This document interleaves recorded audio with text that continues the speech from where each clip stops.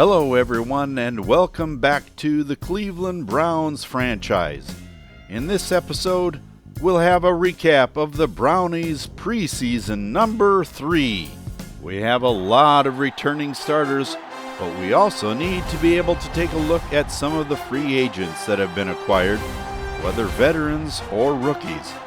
We'll be able to see if they fit the mold of this team, whether they are cut or stand a chance of making the practice squad and remain under contract that way. Our first game is away at AT&T Stadium to play the Dallas Cowboys. First of all, we'll take a look at some of the veteran starters. To start out the game, Duke Johnson gets the football. He had a nice first part of the season last year and got an overall boost over the offseason, but he had a definite problem holding on to the football last season and therefore was benched about 2/3 of the way through the season. Josh Gordon is showing off that he is still a deep threat and gets the first touchdown of the game. He ended up going to the Pro Bowl last season, so we'll see if that good play continues in this season. On the defensive side of the ball, a lot of things remain the same for the first string, but the second string, that's a different matter. Here witnessed Raheem Moore just does not have the speed to stick with Terrence Williams. A half a beat, slow on the coverage, and a touchdown results. Here's our first look at rookie Fabian Moreau. And he has lots of speed to get around the edge and away for the touchdown, Cleveland. I need to see, though, if he has the same ability up the middle, too. Back on defense now, Berkevius Mingo has a stop. And now we get to see Alameda Ta'amu break through the line and sack Alex Smith. I'm really hoping that the defensive line has a lot more strength this season in order to stop the run. On this pass play, we get a look at Justin Gilbert. He is a hard-hitting guy, not being able to jar the ball loose there, but having a great stop on Cole Beasley. And now we get a closer look at Duke Johnson. He hasn't put the ball on the ground yet, so that's a good thing. But he is having an awesome day running. That play deserves a second look. Johnson just jukes, fakes out J.J. Wilcox for the first down. That was done all on his own. He had no help from me on the control, so that is what we're really looking for. Out of the backfield, he has another wonderful catch and almost makes a touchdown out of it, finally being pushed out of bounds by Barry Church. The sack on Geno Smith gives us our first look at Kaimi Fairbairn, up and good for a chip shot field goal. Back on defense, Paul Kruger shows off his speed, coming in unblocked and getting to Darren McFadden. The defense has definite work to do in their wrapping up skills, as witnessed in this play where Darren McFadden rips off a huge gain. I had to show you this play because even in his 15th season, Jason Witten can catch the long ball in traffic. What an awesome tight end. And on this play, Carlos Dansby breaks through the line, bringing the Cowboys' run to a halt. And this play shows why I wanted DeAndre Hopkins. Big, tough, fast, and can catch the football. Back on defense, Justin Gilbert with another hard hit on Cole Beasley. Gilbert is battling Jaron Hosley for that second cornerback position and can seriously lay a hit on the defender. After a Cowboys touchdown, we get another look at Fabian Moreau. A stiff arm and the speed is all she wrote, all the way for a Cleveland Brown touchdown. Oh, he doesn't get any style points for that one. Back on defense, from the right end position, Matt Shaughnessy shows us how it's done, overcoming 2 blocks and powering his way in to sack Alex Smith. Back on offense, here's our first look at Brashad Perriman. He shows here that he can adjust to the ball, but the real reason I wanted him is he has blazing speed. It doesn't hurt that he's a big target as well. On this play is our first look at Jabril Peppers, making a nice stop here on Lance Dunbar, but he gets hurt his first play out. Thankfully, it's not serious, and he'll be back in just a few plays. We're starting to get into a lot of our backups with Christian Kirksey making a nice stop in the backfield. On this play, he shows that he can cover and tackle, but it sure would be nice if he was a little bit faster on the draw. William Golston showing a little bit of speed as he tackles Lucky Whitehead from his right end position. And Dunbar finally gets the touchdown for the Cowboys. On this play, Geno Smith shows he has a strong arm, but a little bit lacking in the touch department. Here's our first look at backup tight end Jack Doyle. I really like the fact that he has no problem going up and getting the ball in traffic. This play where he has a perfect strike to Josh Gordon, and this one, and then connects with Brashad Perriman for a touchdown, shows how Geno Smith is just lacking just a little bit in the accuracy department. On this play is our second look at rookie Jabril Peppers, and he gets burned by wide receiver Bryce Butler over the top for a touchdown. A definite rookie mistake, missing the coverage from the get-go and not having the speed to catch up. Here's our first look at backup Raheem Mostert, showing off some of his speed, getting to the 30, 20, and finally being tackled inside the 10-yard line. And on this play, working from his wide receiver position, Brashad Perriman gets into the end zone for the touchdown. If he keeps making catches like that, he is seriously going to make a run at that second wide receiver position. And here's Kirksey eagle-eyeing a pass and intercepting deep in Cowboy territory. And Gordon finishes off that drive with a touchdown over the middle. He's really turning into a wonderful inside slot receiver. After a Cowboy 3-and-out, Trent Richardson is showing some good strength going up the middle and also going around the side for solid yards on both plays. And finally, Josh McCown going into the end zone, proving that he's not too old to play the game. And on this drive, Kaiser and the Cowboy offense showing that they have a strong second team, having good success against the secondary of the second string that Cleveland is putting on the field right now, ending in a touchdown brought down by Lucky Whitehead in the end zone. And that ends this scoring explosion in Dallas. We have good returning talent, but it's nice to see some new blood in our receiving corps and the newcomer Fabian Moreau, the speedy return specialist. And now it's on to our second game with the Kansas City Chiefs coming into Cleveland. How are the Browns going to do against the defending Super Bowl champion Kansas City Chiefs? Stafford in the offense not getting off to a good start, going 3-and-out with a rare miss by Gary Barnage. Drew Brees in the Chiefs offense not having much success either, here almost intercepted by Johnson Badamosi. The next Browns possession sees Duke Johnson with a nice gain around the left side. And here's speedy wideout Brashad Perriman.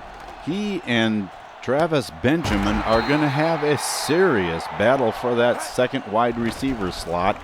And I'm thinking that Josh Gordon may be my man for the slot receiver just because of his size and his ability to catch passes in traffic. And the drive stalls, and that brings on Kiimi Fairbairn for a 32-yard field goal, and it's good. That is one player picked up as an undrafted free agent, and he's turning out to be a wonderful place kicker. Jamal Charles finding a little running room on the right side behind good blocking and a little bit of sloppy play on the part of the defensive backfield. And then Justin Gilbert comes up big with an interception to stop the drive. If we take a look at the replay, he has the speed in order to jump in front of that pass, pick it off, and that's another reason why I'm looking at him to be cornerback number 2. He's having an outstanding preseason thus far. Andrew Hawkins showing his ability to catch the contested pass, and a long try to DeAndre Hopkins. That is why I wanted him so badly, is because he can really put the hurt on a defensive backfield. He has the speed, the strength, and the catching ability to go all the way. Paul Kruger showing why he's so valuable, knocking the ball loose. Unfortunately, it was recovered by Kansas City. Carlos Dansby showing that he's still willing to knock heads with the youngsters. Geno Smith under pressure throws an unadvised pass and into the waiting arms of Phillip Gaines for a pick 6. Another good gain by Duke Johnson showing he can hold on to the football in traffic. He's having an outstanding preseason and hasn't put it on the carpet once yet. If this keeps up, he could be the future of the Cleveland Browns. Please, someone tell me where Geno Smith was throwing that. His accuracy at times sure leaves a lot to be desired. And Josh Gordon button hooks in the end zone to catch it in traffic to show that he's able to hold on to the football, even with some hard hits. And Danny Shelton shows why he's number 1, stopping Jamal Charles for a 1-yard gain. And then Geno Smith hooks up with Travis Benjamin for a huge gain. And enter Robert Turbin, who's dropped off this season to number 4 on the depth chart, but here shows good balance, and into the end zone he goes, using his speed to get him there. Desmond Bryant showing off his speed and making the sack on Drew Brees. Here, Geno Smith loads up and throws long to Travis Benjamin. He is seriously making a case for that wide receiver position. And showing off some speed of his own is Robert Turbin into the end zone. Now at QB for the Chiefs, it's first-round draft choice Mitchell Trubisky throwing to Jason Avant. Then sacked by Daryl Sharpton. Now it's Geno Smith with happy feet in the backfield and willing to take a hit. Learn how to slide, my boy. Learn how to slide. E.J. Bibbs with a nice catch. He finds himself fighting for that tight end position with the acquisition of Jack Doyle. It's Robert Turbin with some nifty running on the next few plays, showing why he was selected as the number 1 halfback last season, and finally, with a hole the size of Cleveland, makes it into the end zone for a touchdown. Back on defense, it's Jaqueen Williams with a nice tackle, showing off a little burst of speed as he comes from behind to tackle Charkandrick West on 2 plays. And number 1 draft choice Myles Garrett stuffing West in the backfield. Bernard Pollard shows off his worth by jumping in front of the errant Trubisky pass. Keeping a good bead on the quarterback's eyes is a must. Bernard Pollard did a good job here. McCown in that quarterback for the Browns now throws a wide receiver screen out to Andrew Hawkins. But the drive stalls, and that brings out Kaimi Fairbairn, and he nails the 49-yarder. Back on defense, Trubisky has this pass knocked away by cornerback Josh Robinson. And then he gets the ball knocked loose by defensive tackle Dominic Easley. Currently, Easley is the number 3 defensive tackle on the roster and is making a case for being number 2. Here, E.J. Bibbs with a nice reception trying to stay on the roster. And now here's a look at halfback James White trying to make his claim for a roster position. Cowan gets sacked, and that brings on Kaimi Fairbairn for a 32-yard field goal, and it's up and good. And here's Jaqueen Williams stripping the football from Trubisky, and Dominic Easley picks it up. After a booth review, it's decided that it was a fumble. Trubisky is just not having a very good game at all. And that leaves it up to James White, having good success on the left side of the line, and now on the right side of the line, going into the end zone for the touchdown. Back on defense again, Marquise Flowers with a wonderful breakup, and then showing off a little speed, sacking Trubisky for a nice loss. Trubisky shows off some good arm strength, though, connecting with Chris Connolly for a long gain. And finally, with a missed interception by Johnson Badamosi, Anthony Sherman gets the touchdown. And that brings game number 2 to a close, the Cleveland Browns winning 51-14. We got a better look at some of the defensive backups in this game, and they look strong to me. Defensive tackle Dominic Easley and left outside linebacker Jaqueen Williams had outstanding games. And that brings us to game number 3 against the Arizona Cardinals in the desert. First, we get to take a look at halfback Duke Johnson, having good success up the middle, around the left side, and then finally a huge gain on the right side to put the Browns down inside the 15-yard line. As I said before, he was benched last year for fumbling the football, but man, he's having an outstanding preseason. And finally, Travis Benjamin with the touchdown over the middle. Here's our first look at the defense, and it's Ashley Palmer with a nice breakup and then he tries to cover Jermaine Gresham, and it just doesn't prove to be very good at all. And then he comes back with a nice stop on Andre Ellington. And then playing as an extra DB, we have Christian Kirksey intercepting a Carson Palmer pass, showing that he can play coverage as well. Next we have Stafford connecting with Travis Benjamin. Benjamin making a bid for that second wide receiver spot. The drive stalls, and Kaimi Fairbairn comes on for the field goal.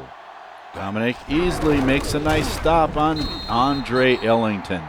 And Carson Palmer, trying to connect with Michael Floyd, throws it backwards. The pass is mishandled by Floyd, and then after bouncing around a bit, is recovered by Christian Kirksey. Duke Johnson here proves that he can take a hit, and he can hang on to the football. Here, Myles Garrett shows he can get off the block and make the tackle, as well as Darryl Sharpton. The backups are having a good game, folks. And now Josh Gordon shows he can take a hit and keep on going. Here's Duke Johnson with a nice catch out of the backfield, but the drive stalls, and that brings on Kaimi Fairbairn for a 60-yard field goal, and it's good. He's turning into Mr. Automatic for the Browns. After a quick Cardinal 3-and-out, Geno Smith throws to Malcolm Johnson, and he shows why he's such a valuable fullback, catching it in traffic.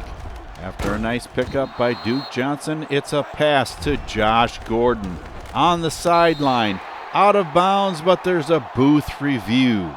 Regardless of what the call is here, I think that was an awesome job of tiptoeing the edge to make sure he was in bounds. And it looks like he was down for me. And what is the call? He's in bounds. And the drive continues with Gordon catching it over the middle. And then finally Benjamin catching the slant for the touchdown. And to end the second half, Carson Palmer is trying to get the Cardinals on the board. Jaron Hosley misses the tackle on John Brown, and they're down inside the 10. And Ryan Suckup just boots it through. And at the start of the third quarter, Kyle Stanton is in, and Ashley Palmer has trouble with Jermaine Gresham, and finally tackled inside the 20-yard line. William Golston coming up with a big stop on Chris Johnson, and a touchdown to John Brown. Marquise Flowers trying to make the play, but just missing. Raheem Mostert having some success on a couple of plays, the speedy back out of Purdue. Next, it's Andrew Hawkins with a big play, showing off his change of direction ability and faking out Kareem Jackson, running it in for the touchdown. And this return gives us a good look at the speed of Adoree Jackson, the rookie out of USC. Takes it the distance. There was nice blocking on this play, but man, the speed just took it to the house. Geno Smith tries to go deep here, but Kareem Jackson says no, not another play, and intercepts the deep ball. Kyle Stanton can't get him going, and another try by Ryan Suckup, and this one is off to the left, no good. Back on offense, James White has a nice carry around the right side, leading to Geno Smith, showing off that he has some speed down to the 1-yard line. And into the end zone goes James White. James White is a good power back, but I don't know if he has the speed to hang with this team. Next, Kyle Stanton connects with Stanley Havili for a long completion. And finally into the end zone with a pass out of the backfield. Next, we see Brashad Perriman with a completion over the middle coming from the wide receiver position. James White powers up the middle, and then he runs around the left side for the first down. And finally, on third down, he has a nice pickup around the left side, but he cannot make the first down. Brings on Kaimi Fairbairn for a 36-yard field goal.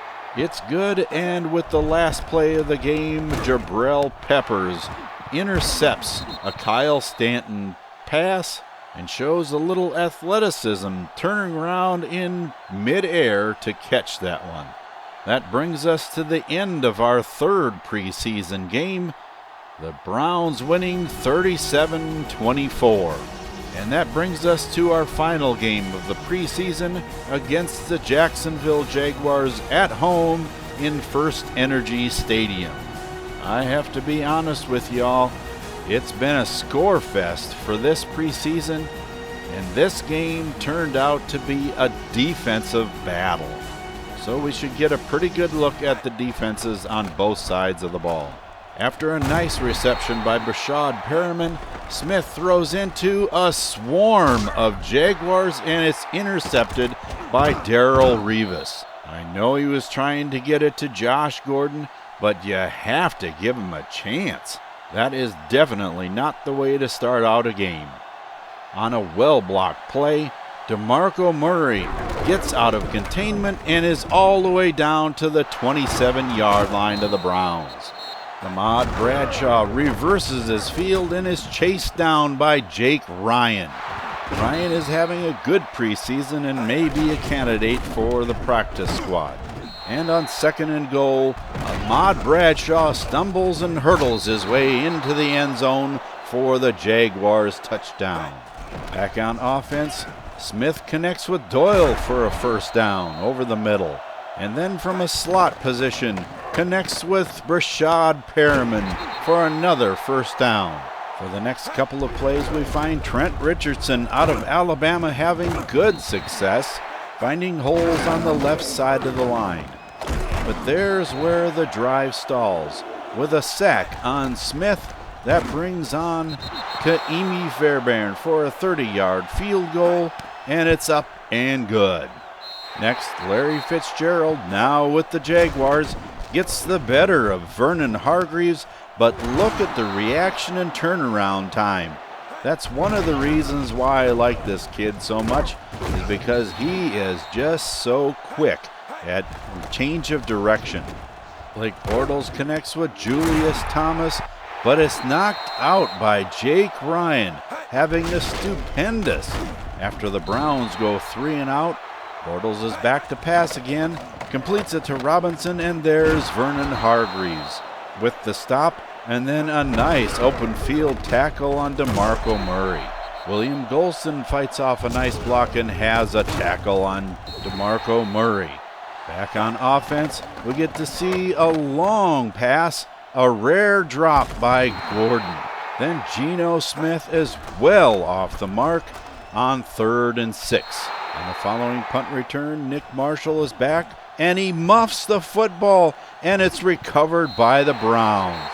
On the next play, Andrew Hawkins is hit hard by Devin McCourty and can't come up with the reception. On 3rd and 10, Smith goes to the end zone, and it's intercepted by Darrelle Revis. Most of the time, Smith looks pretty good, but that wasn't one of those times. We've never really had an outstanding return game, and I hope that Fabian Moreau is that person to take the lead. After a nice run by Turbin, McCown throws left side and complete to Gordon at the sideline. I'm not sure yet, but I think I may have found my 3-punch combination receivers in Hopkins, Perriman, and Gordon. After what appeared to be a Turbin fumble, we have a booth review. Is that really a fumble? It kind of looks to me like it was caused by the ground, and the Browns retain the ball. James White has a nice reception out of the backfield, and then it becomes the Robert Turbin show. Down to the 10-yard line. On a counter to the right side, he takes it inside the 5. And on 2nd and 2, he finally punches it into the end zone untouched. Back on defense, Dominic Easley has a nice stop on DeMarco Murray.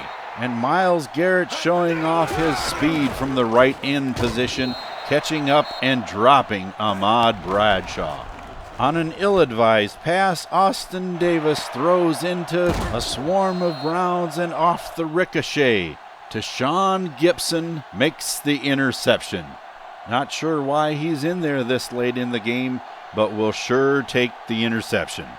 Coming across the middle, Brashad Perriman has a wonderful first down grab.